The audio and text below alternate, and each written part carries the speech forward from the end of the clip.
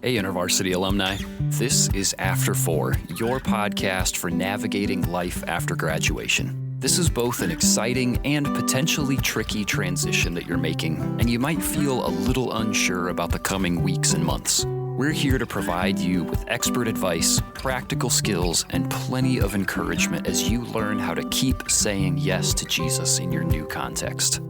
This is After 4, and this podcast is for you, alumni. What's up, alumni? Welcome to After 4, your podcast for navigating life after graduation. I'm your host and guide, John Steele. This week, we are continuing our series of conversations around the relational transitions that you're likely to experience after graduation. The last couple weeks, we've been talking about friendships, ending well on campus and making friends after graduation. Over the next few weeks, we're shifting our focus to another set of really important relationships, your parents. We really haven't talked about this relationship yet on After 4, so we're going to give it a pretty serious look. This week and next, we're going to talk specifically about relating to your parents if you're moving back in with them after graduation. After that, we'll have another episode talking about relating to your parents if you're moving further away from home. But for this week, moving in with parents after graduation. It could be for a short time, it could be for a long time. Maybe that's been the plan all along, or maybe it's your last chance emergency backup plan. There are lots of potential factors at work here. Whatever your circumstances, we want to help you navigate that time well. And to help me explore this topic this week and next is Joe Thackwell. Joe is an InterVarsity staff whose role has him interacting and partnering with churches and parents all the time. And he has some really great insights on what it can look like to develop a healthy relationship with your parents if you're moving back in with them after graduation, and how to develop not just on a parent-child level, but on a peer-to-peer level as well. All right, here's Joe. And this one's for you, alumni. Joe, welcome to the podcast. Hi, John. So good to be here. Yeah, I'm happy to have you. Excited to get to talk together as we continue our series on relational change after graduation. I know that I'm pulling you into a part of the conversation that is not your typical thing, but it's still somewhat related. We'll get into that in a little bit. But Joe, before we dive too far into any topics here, would you just take a minute to introduce yourself? Yeah, John. So I've been with InterVarsity staff for about 12 years. Before that, was a youth pastor coming out of seminary for about 5 years. And I was a youth pastor on purpose, I like to say, coming out of seminary. Really felt a call to adolescents and young adults in America coming out of Fuller Seminary. And then I was recruited onto staff by a friend from my college days. And have been on staff for about 12 years. I recently moved to Colorado Springs with my family, which is pretty cool. I actually grew up here until 8th grade, but the 10, 11 years before that, we were in Pasadena, California, where my wife is from, and we got to raise our boys there, and then just did a big move as a family about a year and a half ago.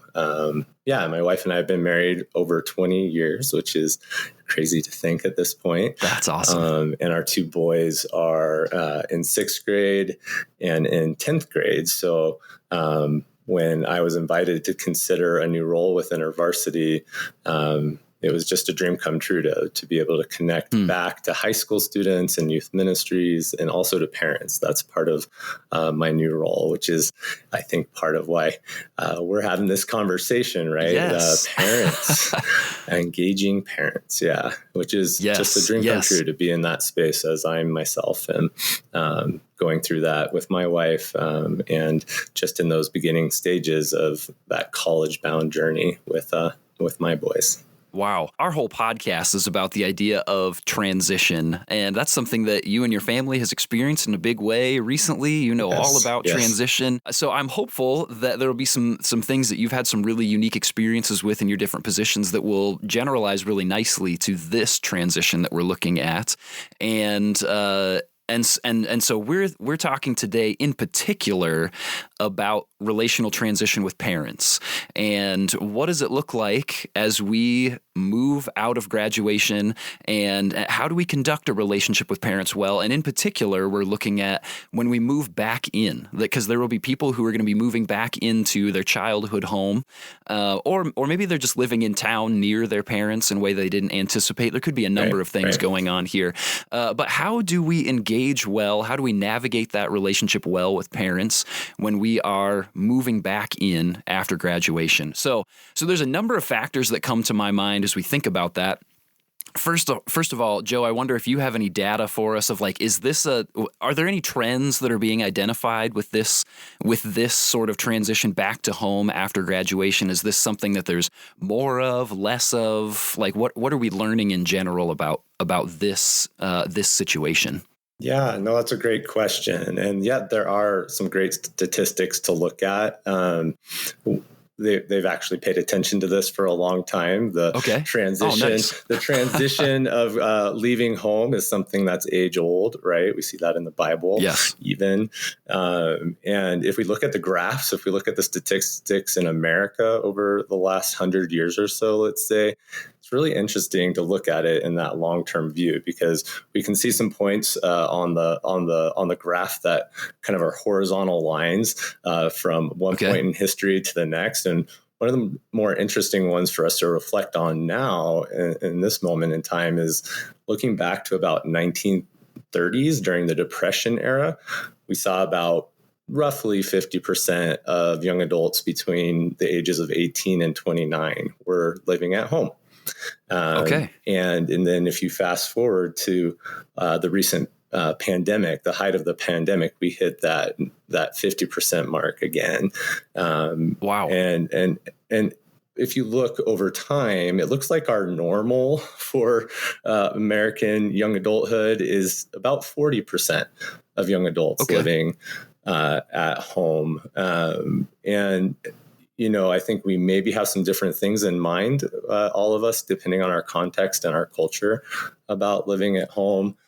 One of the things that's interesting is our attitudes as Americans about living at home as young adults. There's some ethnic, racial, social background differences that we see. In general, white Americans are more likely to have a negative view of living at home, whereas our Asian American brothers and sisters, Latino, Hispanic, and Black families are more likely to have a positive attitude about it. So it sounds like there's a number of factors at play here.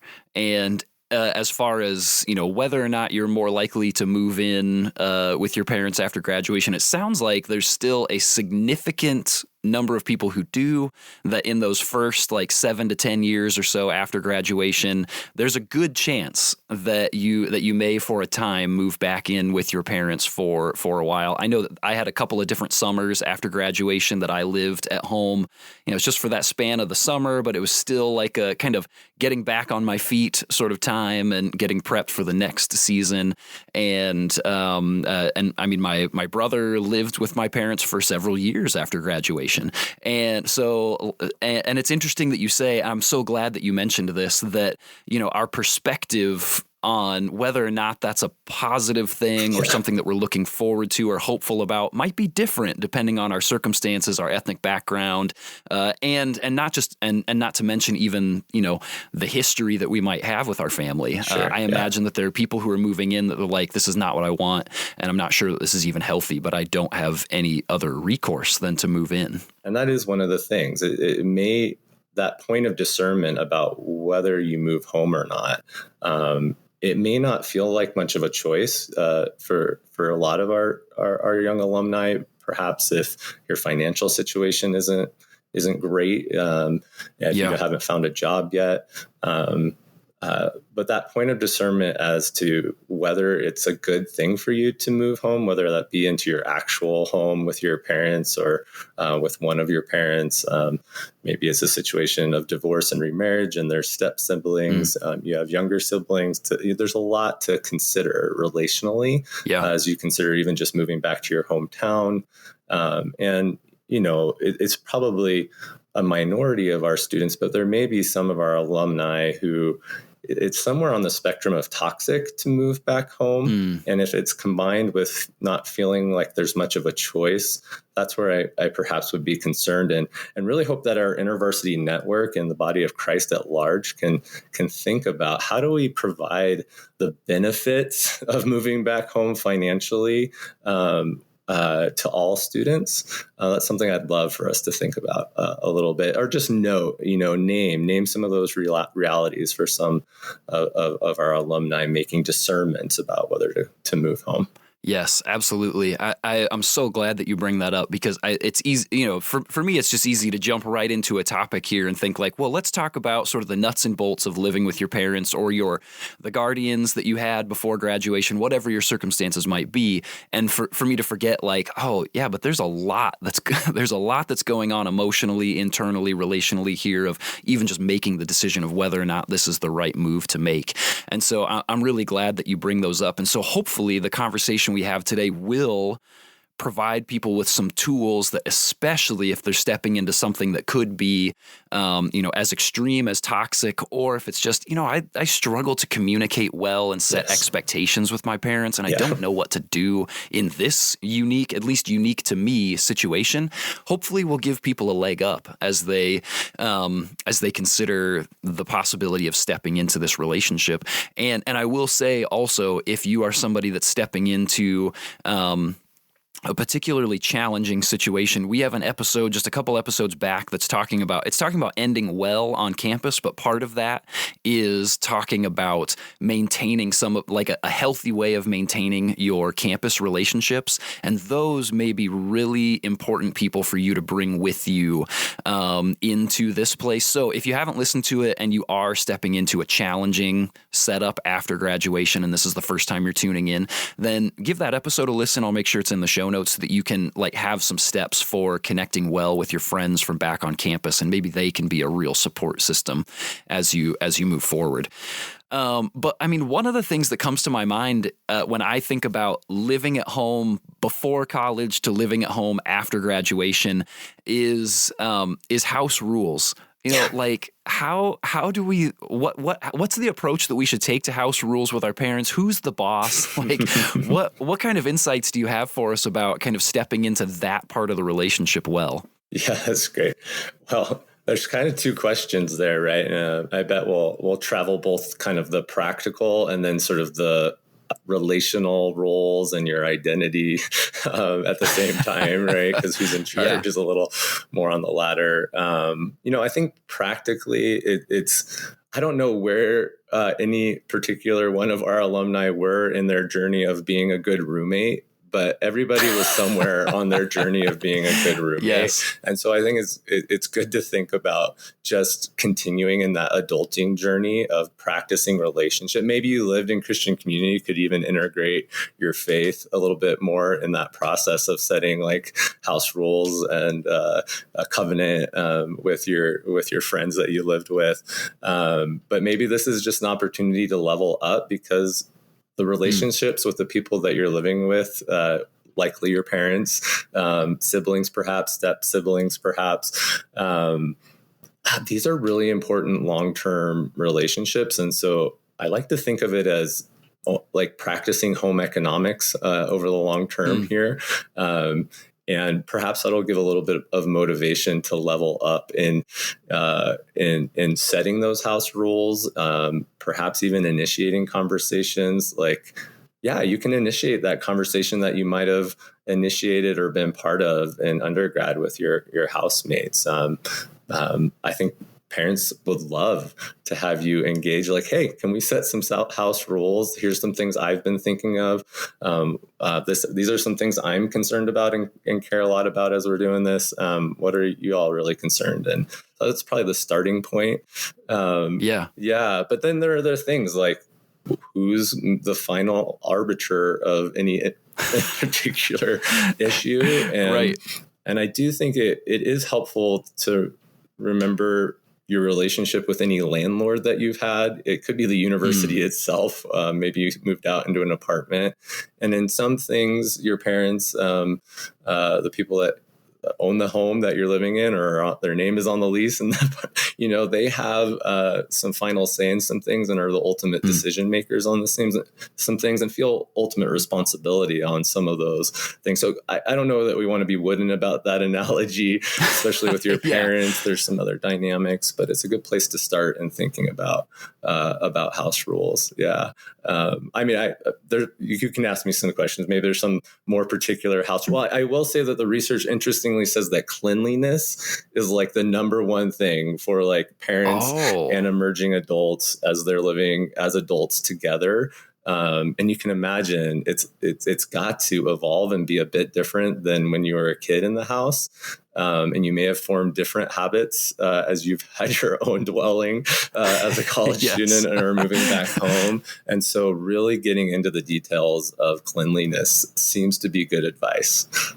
Many of those thoughts that you've brought up make me think of like stepping into adult or peer relationships, like starting to move into some of that with your parents or even with your siblings. I really had not even considered the fact that if you have siblings, they might still be at home too. Yeah. And what does it look like to start relating to all of these family? Like you're always going to have this, hopefully you're always going to have some sense of a familial relationship, but you do also start moving into places where you start identifying with your parents more as peers or more as, if they're people that you look up to, these people that are, like wise counselors, mentors. Yes, exactly. That it won't always feel like the same parent-child relationship, but more of a mentorship and a peer relationship in many ways, and more of a peer relationship with your siblings.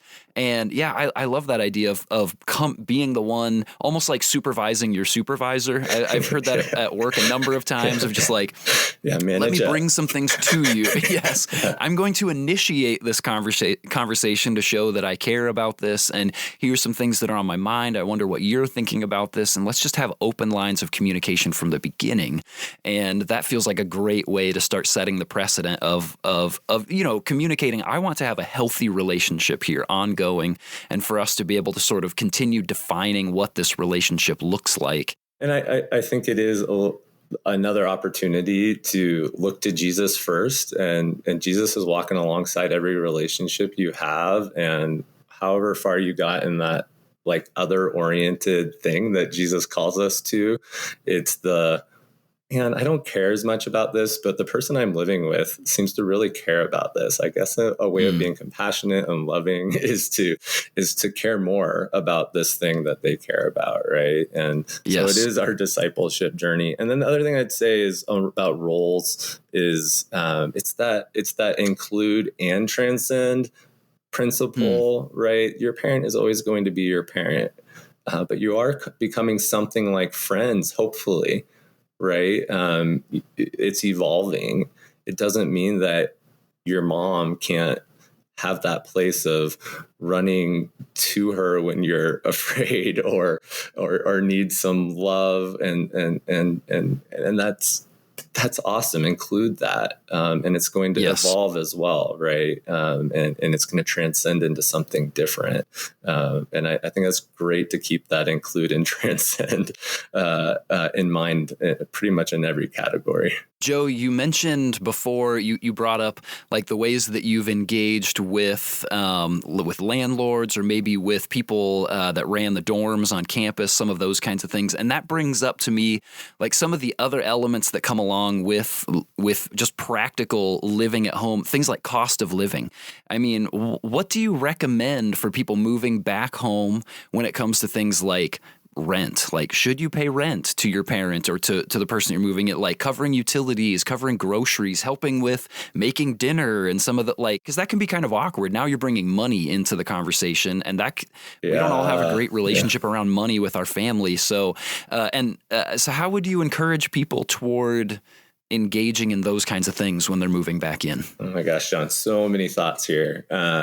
It's a really important topic. That's why I started talking about home economics. It's just a great term the economy of the home, right? And it's good to, like, however you feel about your family, and whatever your imagination is about them for the future, these are folks that you're going to do home economics with for a long time. I mean, just think out. I mean, your parents are probably thinking about their parents, right?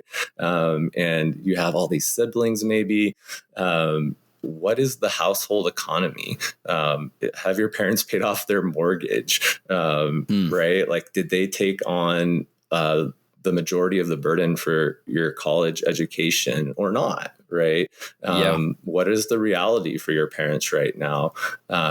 Most parents these days, as even compared to when you and I were kids, there's been a trend for parents to take on more of, say, that college financial burden. And so I think it's great to practice being curious and opening up conversations that, depending on your family of origin and its culture, it may be harder. So I recognize that. But being able to really ask the questions, what is the reality for our family economically right now? What is my reality? And being honest about that and bringing it to the table. I do recommend that all of our alumni think about what they can do now. And even if it's like, I'm basically broke, you can contribute something. Like, time is so valuable. So perhaps you can make meals for your family so there's less eating out. Maybe you can, make the coffees in the morning so mom doesn't go to Starbucks like she's come to have the habit of doing. I would recommend finding that place you can start. And then I've heard all kinds of great, I haven't gotten to this point in my own parenting, but there's lots of setups. Even if your family's really doing fine, their mortgage is close to paid off, or for whatever reasons, your parents are maybe being overly generous. I don't know. I've heard of parents charging a small amount of rent and then saving that money, so that at a point in the future, that money saved up with interest can be used for a down payment. There's kind of and I also talk to families who are like, we have sacrificed so much to get you through college. We have to start thinking about our own retirement, and if this is going to be the setup, we really need you to chip in to the max, right? So there really is a spectrum. All right, I think what Joe is really helping us do here up to this point is to examine our attitude and our heart as we step into this season of living at home again with parents. And there's one thing that he's said so far that really sets the scene for everything else we've covered this week and that we'll cover next week as well. And that's that this is an invitation really to continue leaning into that others-oriented posture that Jesus modeled and that we've learned so much from our time on campus with our InterVarsity community. Jesus served. So what influence might it have if you centered your attitude on a similar posture when moving back home? How could that influence any conversation that you might have with your parents about establishing house rules and how you follow through on those rules as well, whether or not they're things that you're really excited to live into? How might it influence the way that you contribute to the household, whether that's financially or with your time? And how could it influence your attitude in general, especially if you're seeing this move as a last resort that you really don't want to do? Now, once again, I want to recognize that some of you might be stepping into an unhealthy, toxic, or even unsafe situation by moving back home, and so that might make the application of these things a little more challenging. Until you can find a healthy, long-term place, please stay safe. Lean into Jesus, lean into friends, and lean into other safe adults to help you navigate this time. That's just the first part of what Joe has for us. Please be sure to come back next week to catch the rest of his wisdom about living with parents after graduation. Thanks for tuning in, and I will see you in the after, alumni. Hey, thanks so much for joining us today, alumni. If there was anything that you learned, really enjoyed, or that encouraged you from today's episode, would you send us a DM or tag us in a story? We'd love to hear about it. You can find us at After4Pod on Instagram and Facebook. And if you haven't already, take just a second to unlock your phone and subscribe to the podcast. If your platform lets you, leave us a rating and a review. And if you like what we're doing here, share us with your InterVarsity or other post-graduation friends. Thanks again for listening. and I will see you in the after, alumni.